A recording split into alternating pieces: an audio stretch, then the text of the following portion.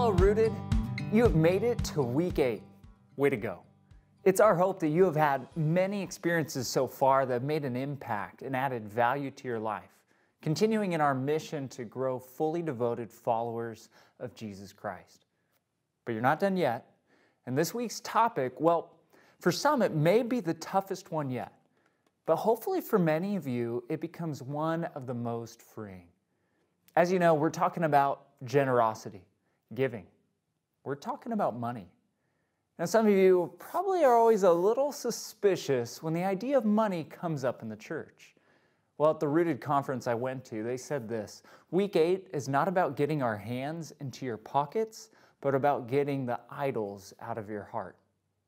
Jesus said, where your treasure is, there will your heart be also.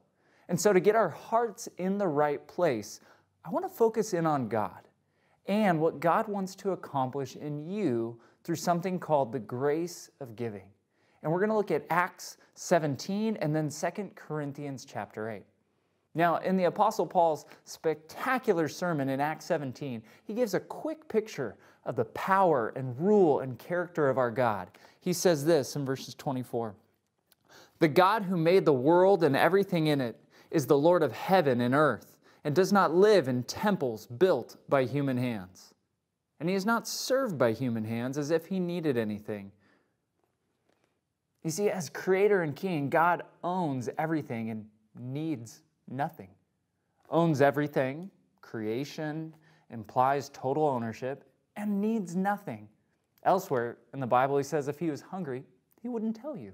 You know, there's other so-called deities that other nations served who relied on the needs of their gods so that they could get favor from them.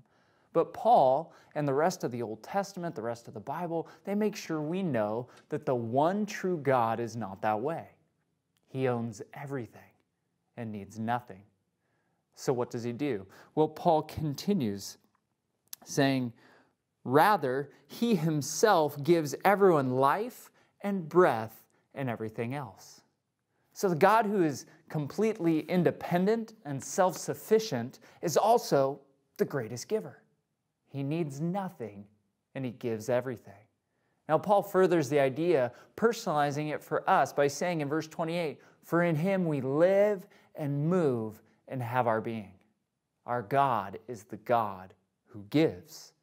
Everything we need to live and move and be, from sunshine to friendship to our government to holding our very atoms together. But that's not all he gave. John 3:16 you may be familiar with, for God so loved the world that he gave his one and only Son, that whoever believes in him shall not perish but have eternal life. Our God is the God who gives. And that's what God does. It's who he is. And we get the privilege to become more like him in the grace of giving. Well, turning to 2 Corinthians 8, after a tumultuous beginning in their church's life and some strained years in Paul's relationship with the church, the purpose of Paul's letter in 2 Corinthians is to point them back to the cross of Christ. At the same time, Paul is also in the middle of a collection. You could call it the Jerusalem Project, to collect money to serve the Christians suffering in and around Jerusalem, where the persecution was at its greatest. Now, when's the best time to talk about money? Never, right? Well, it may seem that way, but it's certainly not when you're already on thin ice with people, right? People who already are questioning your motives and look down on your style of leadership, certainly not. Well, what about you? When's the best time to talk about money for you? You too might be a skeptic of this giving stuff. Might have a bad taste in your mouth. And besides, didn't we just cover that God owns everything and needs nothing? Now, it's true, God doesn't need your money or resources, but Paul doesn't just write so that they will give, but he writes so that they will experience grace from the God who gives. See, Paul's willing to stretch the relationship, get uncomfortable, because he doesn't want them to miss God's grace. And here at South Shores Church, we don't want you to miss it either. So 2 Corinthians chapter 8, starting in verse 1. And now, brothers and sisters, we want you to know about the grace that God has given the Macedonian churches. Macedonian churches, that doesn't sound like it's around here. Well, that's in northern Greece. And what is it that God had given them? Well, it's grace. You see, the word grace, or charis in the Greek, is found 10 times in these 2 chapters, with each time some little bit different nuance. Grace is God's unconditional goodness and kindness towards those who deserve only wrath, but grace also can refer to human generosity. So which kind of grace is it referring to? Well, it's a bit of both, because God is gracing or unconditionally, benevolently giving them human generosity. That is His gift, meaning human generosity is an outward sign of an inward grace of God working in and through us. Continuing verse 2. In the midst of a very severe trial, their overflowing joy and their extreme poverty welled up in rich generosity. Here's an explanation of the grace that God gave, that while afflicted under trial, persecution, their overwhelming joy and deep poverty overflowed into a rich generosity. Now, this makes for some odd math. I guess you could call it God's math. If you take affliction and poverty and God's joy, it equals rich generosity. Now, the grace that God is giving them is human generosity. That's the result of the equation. But I want you to notice what the grace is not. It's not God removing their affliction. It's not God removing their poverty, even though God could. But instead, He's giving them something that overcomes their poverty and affliction. Something that overcomes their, well, if you lump those 2 together, their circumstances. And what is it? It's joy. Joy from God, which is what throws off the math. Joy from God, the God who gives, can cause generosity no matter the circumstances. Because joy is not related to the external situation, but rather it often grows in the soil of hardship. Continue reading verse 3 and 4.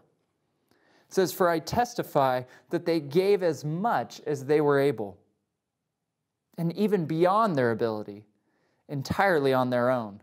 They urgently pleaded with us for the privilege of sharing in this service to the Lord's people." They went above and beyond.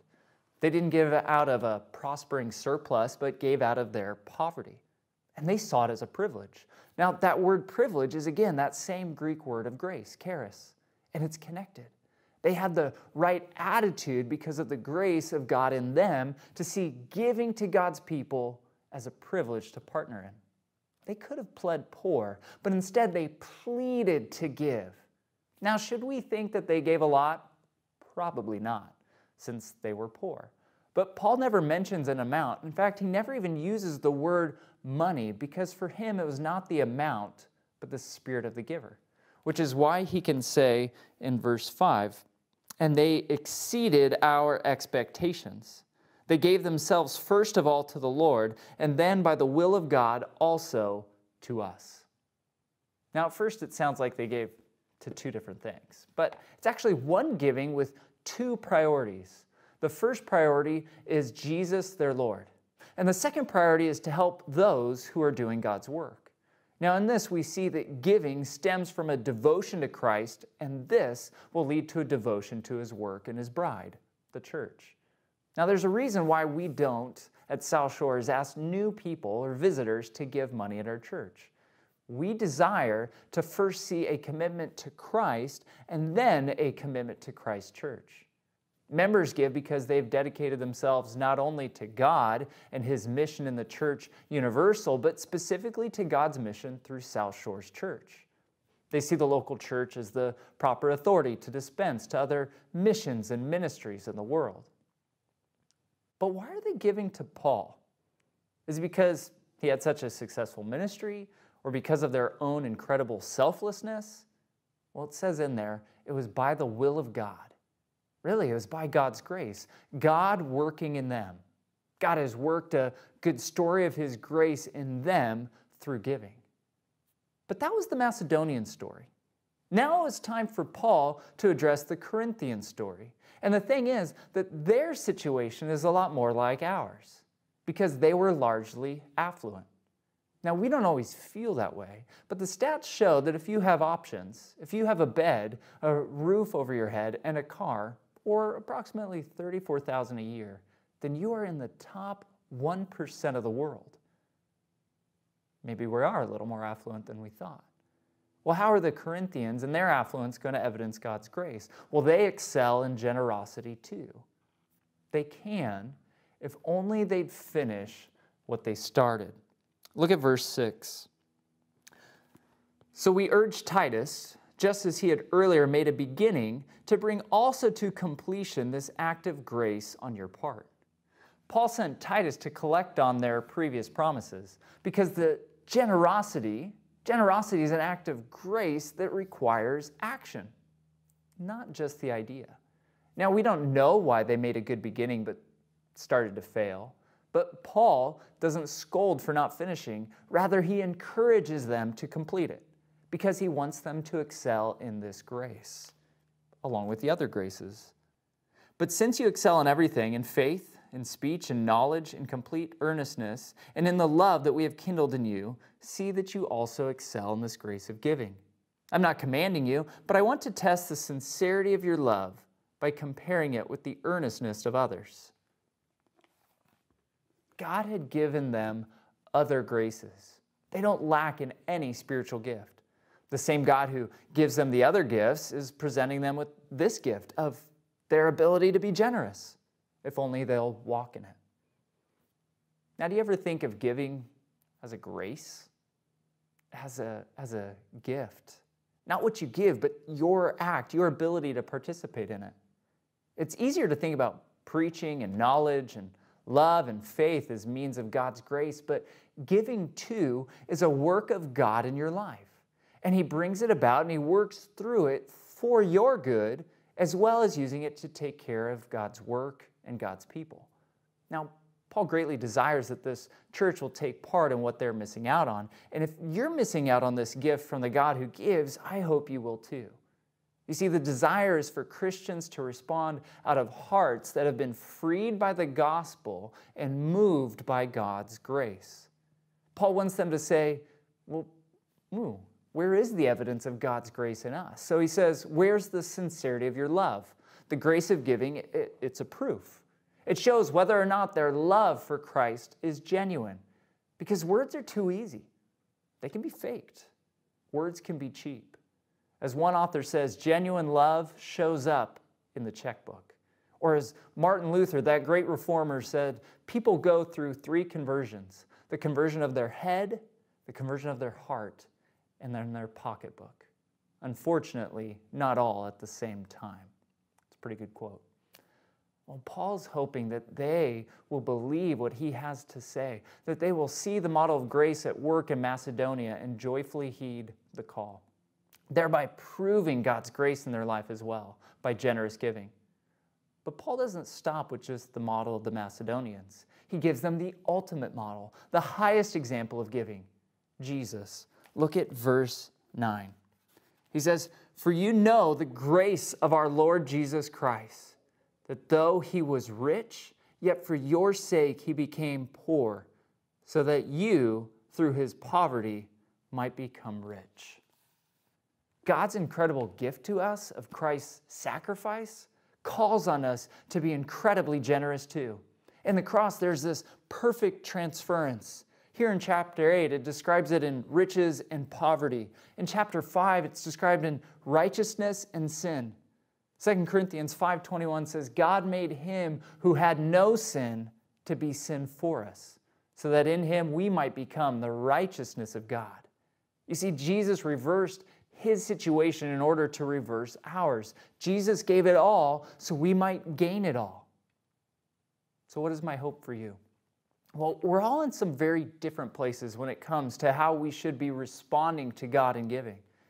If you don't know Jesus, if you've not first trusted in that gift of his life in place of your own, his punishment instead of your own, setting you right before the God of all who demands holiness, then that is the gift you need to first receive. Yes, God can use your money before you have been saved, but it's just of no spiritual good to you. It's simply God working as he always works, sovereignly and wisely. First, you must turn your life over to Jesus. Now, if you can begin to allow yourself to see God as the creator and giver of life and all good things in this world, then please also hear that this God who gives did it for a purpose. Paul expresses it in that same Mars Hill sermon in the book of Acts, verse 27. He says, God did this so that they would seek him and perhaps reach out for him and find him, though he's not far from any one of us.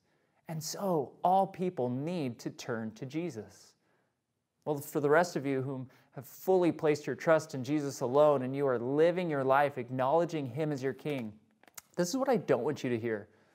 I'm supposed to give more and kind of hang your head in shame and guilt. Now, it might be true, but it's not actually the point of this evening. The point is for you to become captivated by the God who gives and to fully understand your giving as a grace in your life, helping you to become more like Jesus. Now, I hope that what you are seeing today is that our giving is not based in our own surplus. It's not based in our own tendency toward giving, not even in the need that is present, but primarily it is a theological issue. It's a faith issue. It's a heart issue. God has entrusted us with resources, whether many or few, and his desires for us to manage it well for his sake and for his kingdom. Now, you probably joined Rooted for one of two reasons, either because you wanted to grow in your relationship with God, or B, someone on staff maybe tricked you into it. I don't know. But hopefully so far you've seen that through the prayer experience that caused you to grow. And through serving, that's causing you to grow. And through your daily Bible reading, that's causing you to grow. And giving is the same. It's a rhythm that God works through to produce something in you and to do something in the world. Now for me, I have to tell you that from an early age, God has clearly used regular giving in my life as a grace, with which I believe he has helped me to keep a looser grip on money. The money that God has entrusted to me. It regularly reminds me of who owns it all and where it actually comes from. Now, I'm not so spiritual. Sometimes it's really just a habit. But kind of the way exercising can be just a habit that still produces something good in me. And yet, I think it is capable of more. And so my desire for my own life and for you is for generosity, to become something much more than a habit because we are so captivated by this God who gives and we joyfully respond.